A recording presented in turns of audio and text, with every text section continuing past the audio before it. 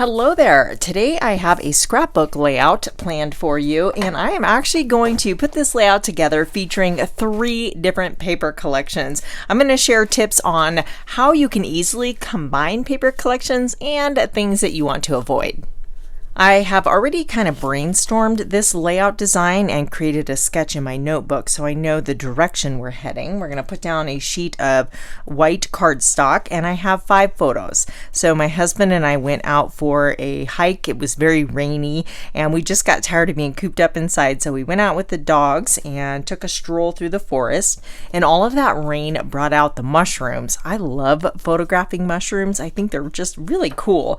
So I've got these 3 shots here, and what I'm thinking for my design is basically a linear design where we will have these 2 here and then kind of carry across the layout. I'm putting the orangey mushroom in the center because these 2 are very similar in color, so I like that it breaks them up. I'm going to go ahead and set my photos off to the side here, and we'll take a look at the paper collections.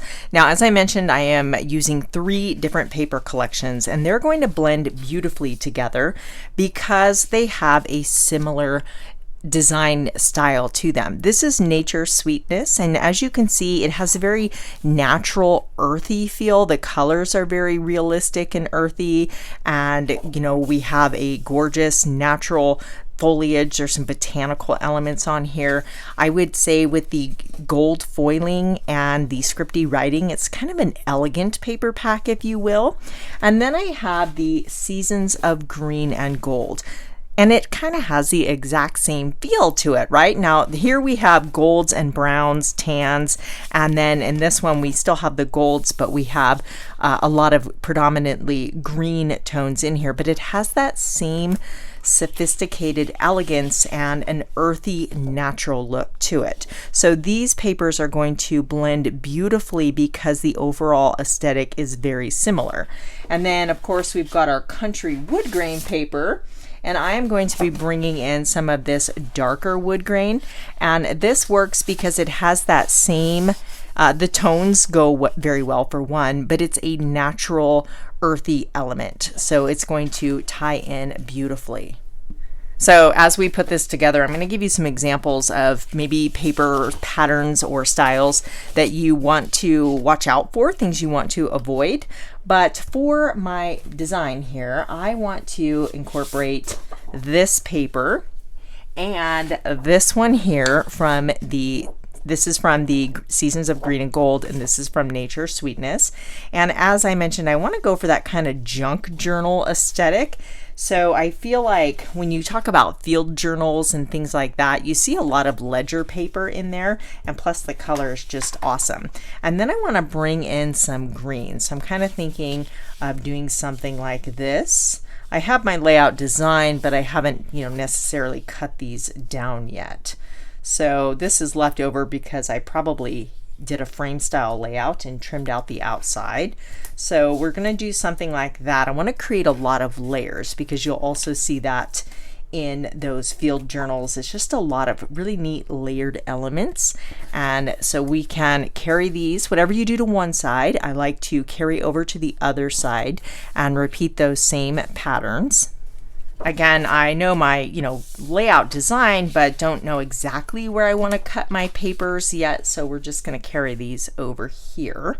And I've got this piece, so we can just, this is a continuation of this going on to the right hand side, giving them the appearance of a 12 by 24 canvas.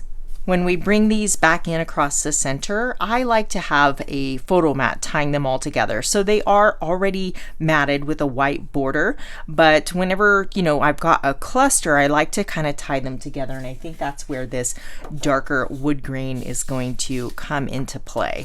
So the reason I'm bringing in all my layers is because then I can kind of determine, do I really need a whole piece back there? If you're, going all the way across 12 to 12, then you can just get away with strips on the top and bottom. But if you're going to kind of crop this down and bring it in, then you would need a larger piece to, span the design there. So something like that.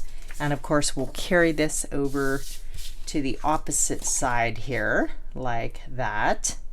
So again, I already kind of had this planned out. That's why that piece is fitting perfectly there. I do want some white space around the outside, so maybe I'll bring this layer in so it's kind of a stair step up to the center. So I'm going to go ahead and start trimming these down. I'm pretty confident I know my design here. I'm definitely going to keep the green element across the center and the wood grain. So I think we can get away with cutting down strips for the top and bottom from our ledger paper. So I'll go ahead and do that. I cut this piece down to 2 inches by 10, so we're going to have that just like that.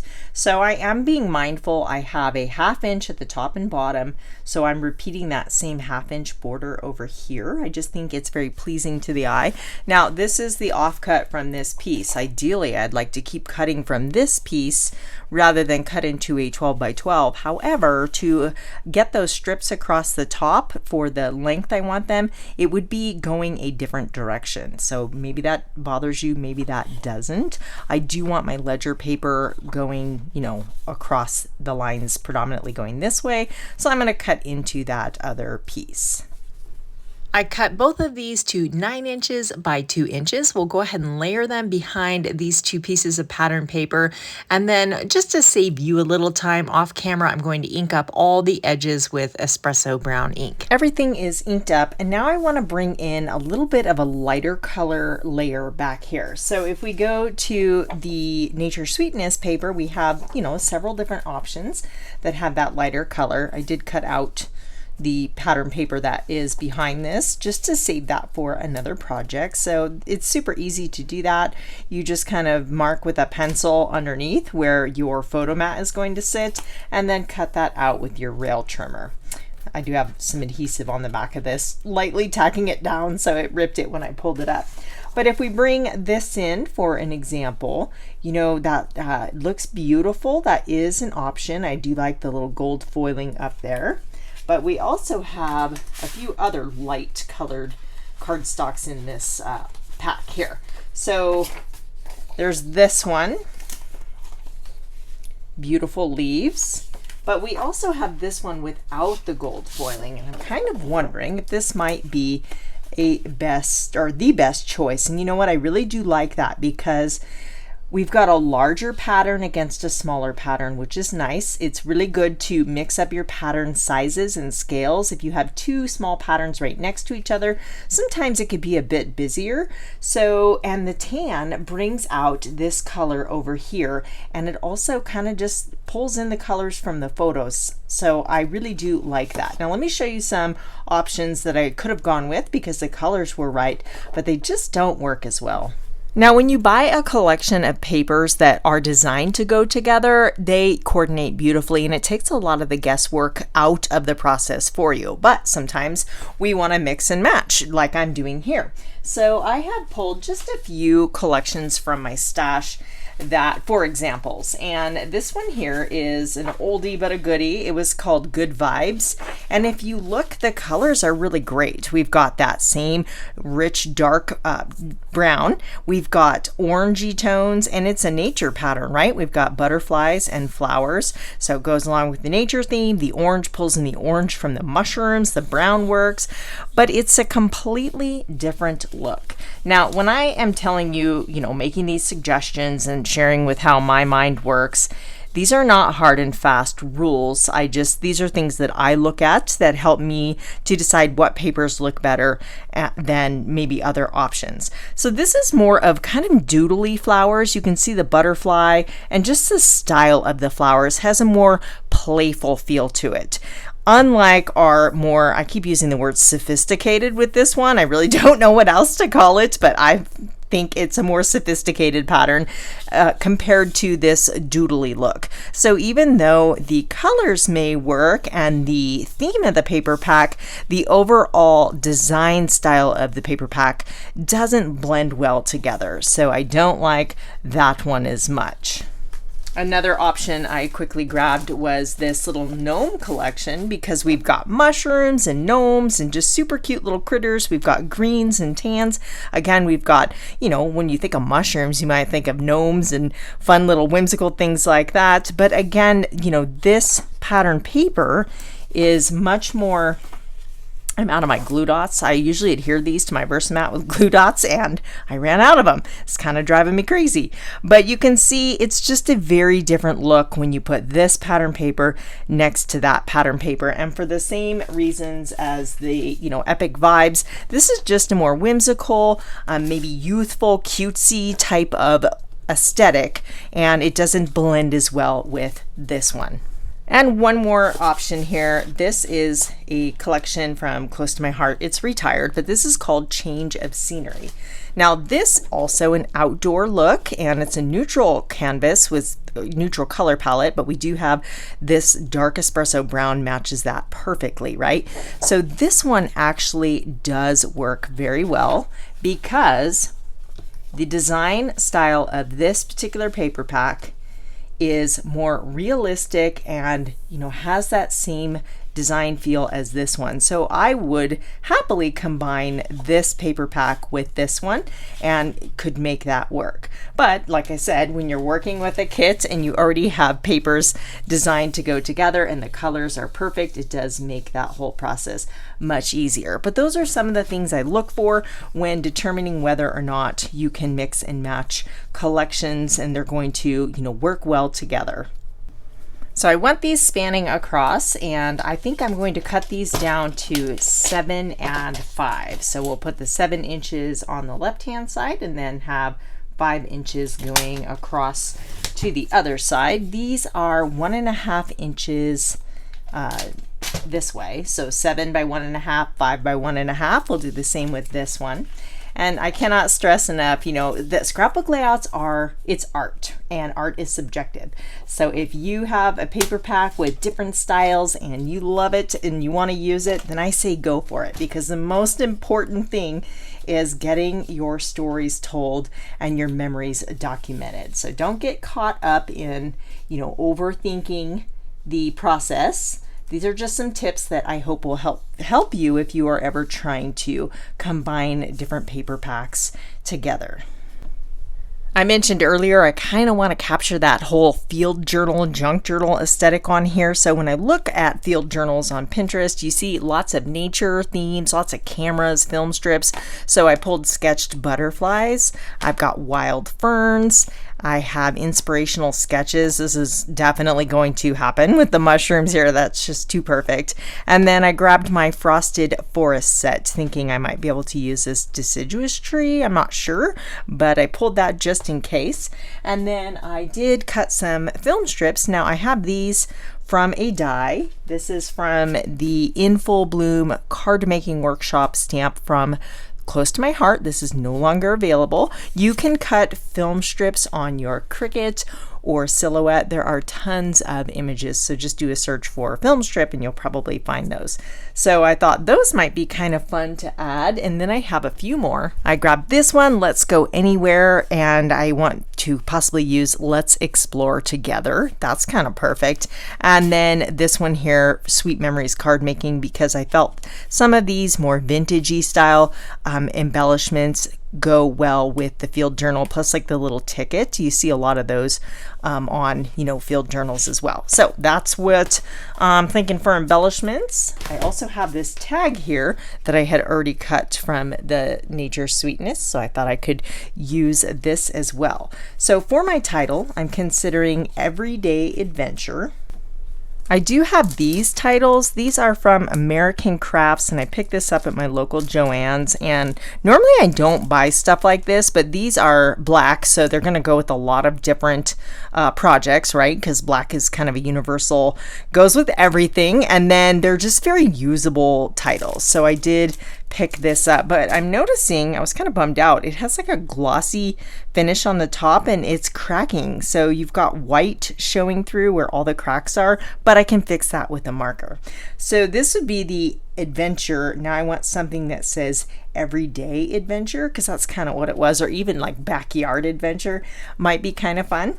So I want to kind of create a little cluster over here and have my title underneath. Maybe we'll put some of the mushrooms there, and then we could just kind of use these for layering bits. They don't have to, These are one of those items that can just about go with anything. I might cut one more and maybe put a film strip over there, or I could cut off the bottom of these that's hidden, but that's going to be kind of cute, I think. Let's go ahead and stamp some of the mushrooms. Let me clear a space here. I was thinking I love to overlap my photos with my embellishments, and I meant to put this photo here because there's more real estate in this photo, an area of the picture that I don't care if something, you're not going to be hiding anything if you, cover that up. So I am going to switch those out. My Cricut spatula is one of my favorite tools. You can just kind of get back in here and peel those up, and you can see it did kind of damage the paper, but that's okay because we're just flipping these and it will be covered up. But those are some things to look at when you're placing your photos. Which one will allow you, if you want to overlap your embellishments with your cluster and, switch things around before you adhere them down. And tape runner is nice because it is more forgiving. If I had glued these with liquid glue, it'd have been a done deal. For my stamped images, I have Early Espresso. I'm going to ink up the little bird here from Inspirational Sketches, and I'm stamping this onto white cardstock so I can fussy cut around this image. There are not coordinating dies with this particular stamp. For my mushrooms, I'm going to be coloring them in. So I'm using Intense Black ink, which is alcohol marker friendly. If you don't have this one, another option is the Tuxedo Memento Black. Stampin' Up! Carries that one, and it works great with alcohol markers.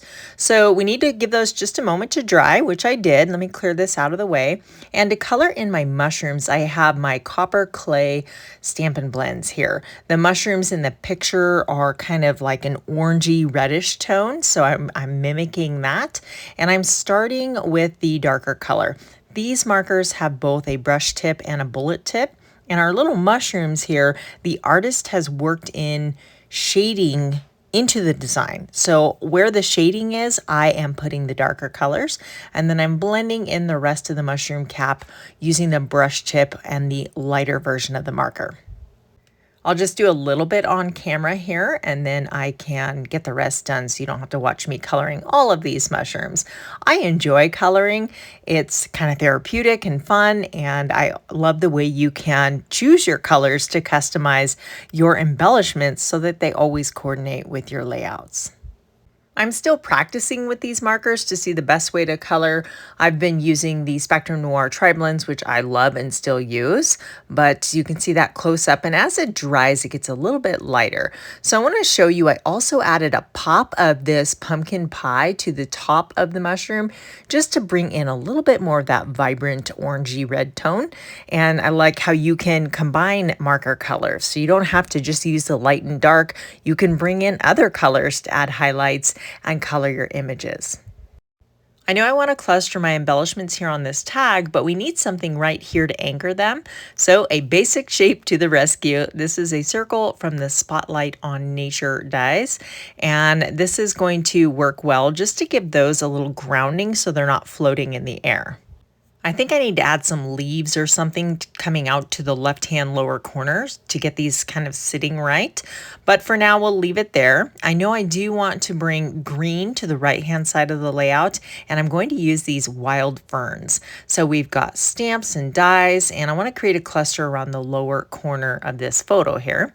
I went ahead and stamped and die cut some images, as well as used these standalone dies. So we've got black on dark green paper and on light green paper. These little corner pieces are perfect for tucking behind your photos like this, or you can tuck them behind an embellishment on a card. But we're just going to kind of layer these little bits and frame in this whole corner.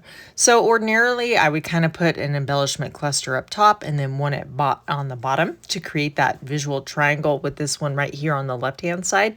But since we're wrapping the entire section of that top to bottom, it kind of works the same way. These are easy to trim out too, so I didn't want that whole corner bracket. I just wanted a few of the fern pieces. So I trimmed it into sections, and now I can kind of tuck it in where I want to have a little bit more greenery. We need to add a little something to this die cut circle here below our tag. So looking at my stamps that I pulled, I've got this butterfly and that is going to fit perfectly. That is from the same sketched butterflies. It's this medium one right here. So let's go ahead and ink this up into black ink. Now you could definitely color this butterfly with your markers, or you could just leave it black and white, but I've got a fun idea to add some interest in color without having to color it in with markers. Let me just wipe this up with my stamp chamois. Now we've got Old Olive, and this is the lighter color green in this collection. Now we have a background and texture stamp here on the Wild Ferns. So using these background and texture stamps to kind of add just an abstract, spot of color over your stamped images is a really unique way to add some color. Now we've got this fun pop of green and it was super quick and easy. So we're using this circle to anchor our embellishments over here, but if you look over onto the right, our mushrooms are just floating. They need some anchoring. So I've got this ribbon. This is pecan pie, and it has kind of a burlap feel to it, definitely a natural feel, and it'll go along well with this collection. So I'm just gonna run a strip of this below my photos for texture, and again, we're gonna anchor the mushrooms with this piece. So I'm happy with the way this is coming together. I can go ahead and glue my little pieces, and it's a little bit like working backwards. I'm tucking in the images on the bottom layer, and then I'll work up to the top. And you don't need to cover the entire thing in glue, just little tiny dots here and there, and it'll be plenty to hold because they are going into a page protector where they'll be protected. For my ribbon, I like to use either glue dots or tape runner. Glue can be very messy. It can kind of soak and leak through the ribbon. So a tape runner or glue dots is generally the best approach for adhering ribbon. Now I stamped this little camera in black. We need a little something more over the top of this cluster, and we have black in the title, black in the film strip, so I wanted to bring that little pop of black over here. And now these little bits of ephemera I created in our creative design team membership group. I was sharing a quick tip video on how to make vintage ephemera with watercolor paper, vintage photo distress oxide, and black ink. So I thought, you know what, these are perfect for this layout. So I'm obviously not going to use the thanks so much, but that was in the envelope. But I thought these might be kind of fun. I can stamp the date on here and then tuck this little ticket maybe in here. I haven't adhered all of those little bits down, but we'll just have the end of the ticket stub kind of showing there and nestle these together. And like I said, I'll stamp the date on this piece here. I went ahead and stamped out the date, January 5th, 2024, and just in case someone's curious, that is from a very old stamp called Express Postage. Date stamps are invaluable to have in your stash. I will never get rid of that one. And then inspired by field journals that have the tiny little specimen labels, I thought we could get that look with this one, Love This Moment. This was a total Janice made me do it. She used this and it was super cute, but there's a collection of tiny little phrases on here, great for little sentiments to add to your journaling or your layouts. So I think I'm going to use details and then you and me and highlights. So let's go ahead and stamp those out. We just need a tiny little bit of scrap paper here, and I'm going to stamp those in black ink.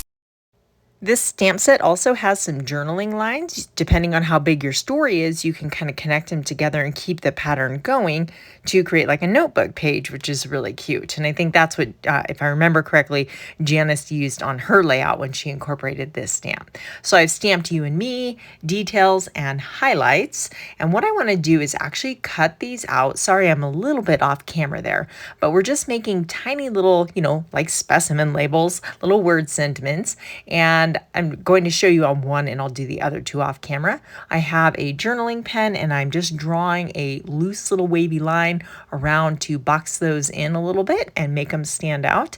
And then we can just add them to our photos. So we have highlights and details, and I'll put you and me next to the picture of my husband and I. I did add a tiny little white butterfly right here, and that is from the same sketched butterfly set. There's several little butterfly dies in here, so that's this little tiny one here, and it is a layering die too, which is always fun. But I just went ahead and put that right onto the background, and you're probably wondering where my journaling is going. So I could easily write my journaling on this ledger paper, but I went ahead and typed it out on a piece of cardstock. I drew a brown little line around the border and stamped a couple of those ferns on the inside because, you know, it's part of the layout too, even though we can't see it. So what I'm going to do, I want my mushroom photo on top. So this one's going to go underneath here, and this little flip-flap pocket here is going to flip up. So I want to make sure I have my photos oriented the correct way. So this one's going to sit in here like this, and when it flips up, my other photo will be on the inside. So that has adhesive on it already, so we'll go ahead and just sandwich those together, and this will go to the outside of my page protector. So when you flip it up, you see another photo and you see the story. So this other photo here is just my husband walking away. There's the ditch, and it kind of shows how stormy it was because this is normally clear water and it's really muddy. How many of you remember or have seen my video about Murphy, our firewood thief? There he is, still packing firewood. And it was just too funny. So anyway, that is going to fold over in this pocket, and when I'm ready to adhere it, I'll peel off the adhesive and it will sit just like that, where you see the mushroom on top, and you'll see the story and another photo underneath there. I added just a few of the copper sequins to each of my clusters, forming just a visual triangle. So 1, 2, 3, and then 1, 2, 3 around the clusters. And that is from the Neutrals adhesive back sequins. I absolutely love these. They're nice and flat, they're adhesive backed, and you have all of the beautiful different tones of copper, bronze, white, or gold. So those are nice for Christmas too, but they work great with this Nature's Sweetness paper collection. So what do you think? Did I successfully pull off the whole field journal vibe with my layout here? I just love the little added bonus of the flip-flaps and finding more things to discover underneath. And let's take a closer look at all of those little layered bits tucked in there. I think the film strips are cool. I need to use those more because they just seem to work, right? I have listed everything in the description box below that I've used to create this layout that is still available. And if you're looking for more inspiration, definitely watch this video right here. Thanks for hanging out and spending time with me today, and I'll see you next time.